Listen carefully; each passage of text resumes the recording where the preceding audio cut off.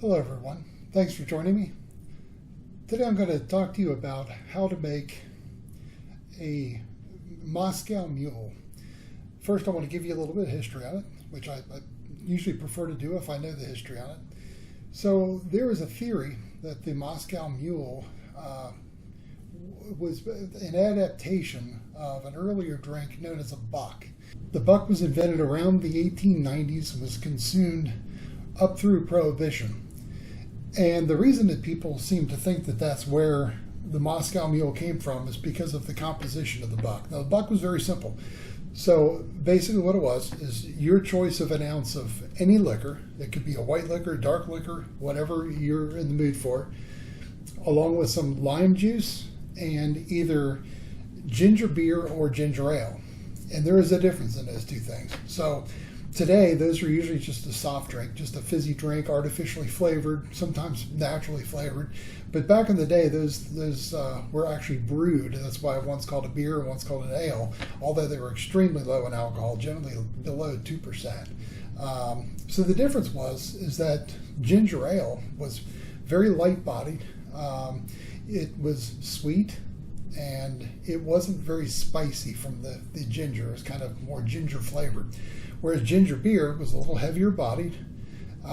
It was kind of spicy, almost like drinking rye. It had a little bit of burn to it afterwards. And it wasn't very sweet at all. So you could get either one of those in this drink known as a buck. Now, I really have my doubts. It may have aided in the invention of the drink, but I very highly doubt that it's where it actually came from. We actually know the source of the Moscow Mule.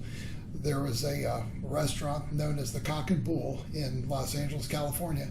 And in 1940, the owner of the Cock and Bull it was either his girlfriend or his wife. I'm not sure if he was married to her or not. But so his significant other was a young woman who had inherited a copper mill or copper plant from her father. And so she was trying to market some new things. She really didn't know how to run the place. And one of the things she did was she made for him numerous copper mugs. And he didn't know what to do with them. You can't drink coffee out of them because they get too hot. There really is no drink that calls for a copper mug. Well, at the same time, there was another man roaming around the United States, a man who was the president of the Hublin Company. Now, you might remember them from back in the 1980s. They did a lot of pre-mixed bottled cocktails that were absolutely horrific. They, screwdrivers, Manhattans, what have you, usually a little bottle, low alcohol, watered down, absolutely horrible. So the president of Hublin had invested in something new and revolutionary in the United States. He was bringing in Smirnoff vodka. There was really no market for it in this country. It was unheard of. The big white liquor in the United States was gin. So he needed a way to sell his vodka, and the gentleman at the Cock and Bull needed a way to use his copper mugs. And they met at the Cock and Bull, and they were throwing around some ideas, and what they came up with was a drink that we now call a Moscow Mule. So obviously known as Moscow because at that time Smirnoff was still made in Russia.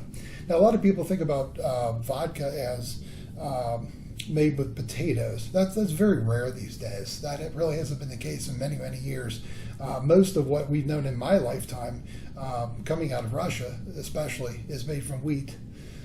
Which is what we want to use in this particular drink, because again, this isn't supposed to be a sweet drink. So if you use a corn-based vodka, like Tito's or something of that sort, it's got a lot of sweetness to it, just like bourbon has a lot of sweetness to it coming from that corn. You don't want to use a grape-based vodka like Ciroc or Hanger One, something of that sort. No, you want something a little more austere. So a wheat-based vodka, in this case, I'm going to use Russian Standard, which is in fact manufactured in Russia. It's one of the very few vodkas that we sell in this country that are actually made in Russia. And another one that I believe would do a really, really, really good job is Belvedere. And Belvedere is from Poland, and it's made from rye. So rye and wheat, very similar. So that's basically what I would want to use.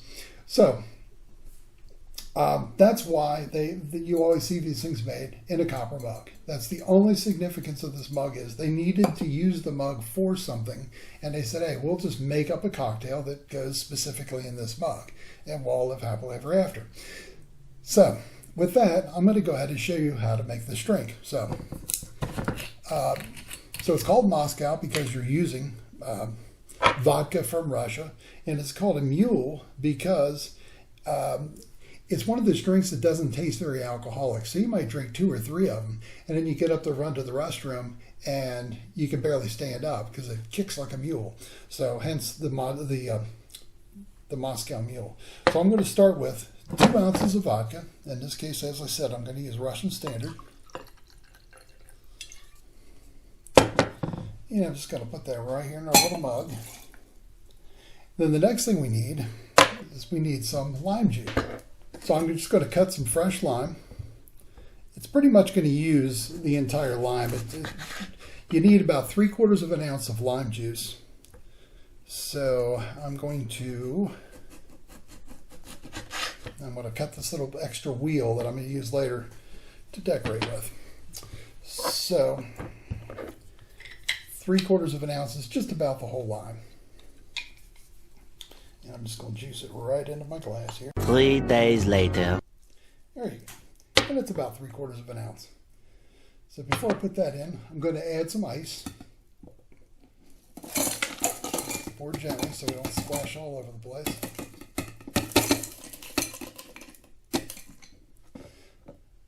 And add our lime juice. And then we're going to top it off with ginger beer. Ginger beer, not ginger ale. Unlike the drink they call the Buck, this calls for ginger beer specifically because you want that more of a dry, unsweet taste. In this particular one, I like to use Gosling's. Gosling is a company in the Caribbean who make rum, so they know all about ginger beer and ginger ale. That's really the original source of those 2 drinks. They were a Caribbean product. And this is sparkling like a soft drink. So we're just going to top it off. There we go. Now, you don't have to stir it, but I prefer to do so. I like to incorporate all those flavors. It doesn't take a lot. Like I say, you can actually drink it without stirring it. So if you do decide to stir it, you just barely stir it. And then I'm going to decorate it here.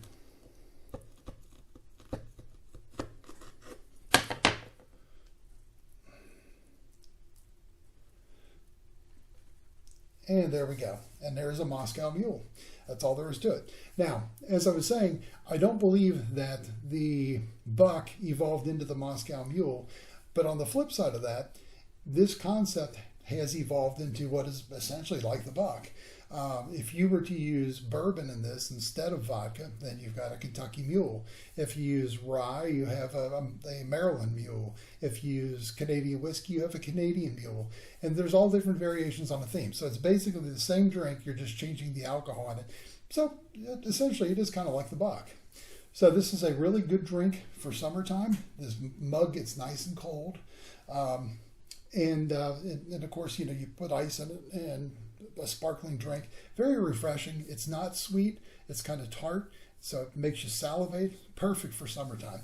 One other thing I did want to point out is the inside of these mugs. If you look at it, they are either stainless steel or nickel on the inside. And the reason for that is after these had been served for years, finally somebody, and I believe it was the FDA, got involved and said, you can't serve them out of these mugs anymore. Because what they were finding is that if it took you about, say, 20 minutes to just nurse that drink, over a 20-minute period, the copper would start breaking down, and you're going from just consuming a trace mineral to consuming quite a bit of copper. Not that it's going to kill you or anything. You could do that, maybe 3 drinks like that per night every day of the week before it would actually start having any kind of a negative effect on you. But they did come on board and say, look, it's all right if you're touching your mouth on the copper on the outside because you're just flowing the drink over it, but you can't have the drink in a copper mug. So now they're either stainless steel or nickel on the inside. And so that's your history of the drink, and this is the Moscow Mule.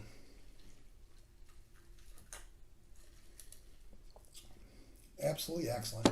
Gingery, tart, fantastic drink. Hope you'll buy some ingredients and give these a try at home. Thanks for watching.